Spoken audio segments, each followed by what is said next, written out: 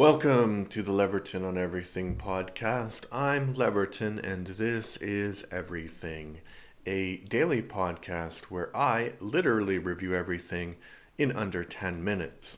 Today we're talking about a Korean Odyssey. I gave it 9 out of 10 stars. I have a sentimental feeling about this series. It was one of the first K-dramas I watched and was the first to deal with more supernatural aspects that I watched. It also got me through a rough time in my life. So to do it justice, I rewatched the entire series with a more critical eye. Let's talk about the things that are not good. It is one of the longest K-dramas. Watching it takes about a day and a half of your life, and I mean if you didn't sleep. So, I don't know, 36 hours or something like that. The special effects are incredibly cheesy, so much that it almost makes me want the production to go back and do it again with great special effects. The story is about these demigods who have magical and mythical powers, and yet there isn't that much action in it. The stakes in the series are higher than in other supernatural dramas from Korea, whereas in those it's usually about the redemption of one person. In this one, it's about the fate of the entire world.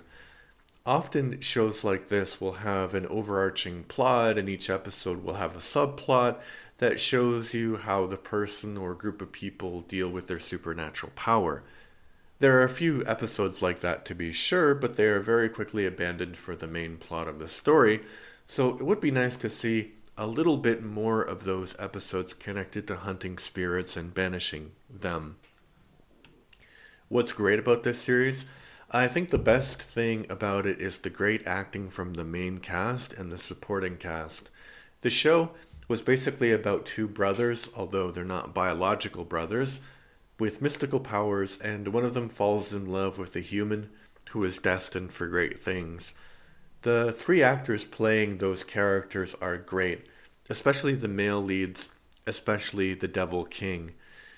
The great sage equal to heaven is played by the same actor who was the main lead in My Girlfriend is a Kumiko, so that was great to see him again. Miss Ma is excellent, and the Summer and Winter Fairy are excellent. Piggy and the Octopus King are excellent, but by far my favorite character is Richie the Zombie. The way she says thank you is awesome. Kamsamnida, something like that. But I didn't do it. I didn't do it the right way, but it's like that. There's also all of these unintentionally or maybe intentionally funny things that happen. The gods meet in this weird room that looks like it's from a sort of indoor garden. The character repeatedly breaks a table whenever he is angry, and exactly the same way. And there are little moments where the world they build is just great. A minor criticism is that the subtitles in English are kind of bad. The translation between Korean and English of some of what these characters actually are doesn't make a lot of sense. They keep calling the two main characters monsters, and that means that these are monsters that want to become gods, but I think in English, probably they're more like demigods. So they're a rank below gods, so they're not quite gods, but the monsters are actually the evil spirits. Plus, there's a few grammar mistakes in the subtitles.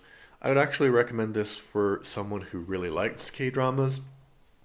This is not for your casual viewer, even though it is awesome. Yeah, and it's based on, I guess, a classic of Chinese literature called Journey to the West. And I did try later to watch a more faithful adaptation of Journey to the West, and I was like, oh man, the special effects are really bad. The acting is horrible. I don't like it. I'm not gonna do it. Not gonna do it. Not gonna do it. So I didn't. Yeah, but as I said, this is for the person who really, really likes a specific genre of K-drama and doesn't mind it to be a little bit old-fashioned, because This is definitely before the time when K-dramas became popular all around the world, I would say. Yeah, all right. One thing I also would recommend, I have a podcast called Death by Disney, where I review Disney movies in a chronological order. So you can check that out if you want. You don't have to, but you can. So here's the joke I will leave with today. What do you call... Oh, no, why do people like Thai food so much? They have a pho of missing out. Ba-dum.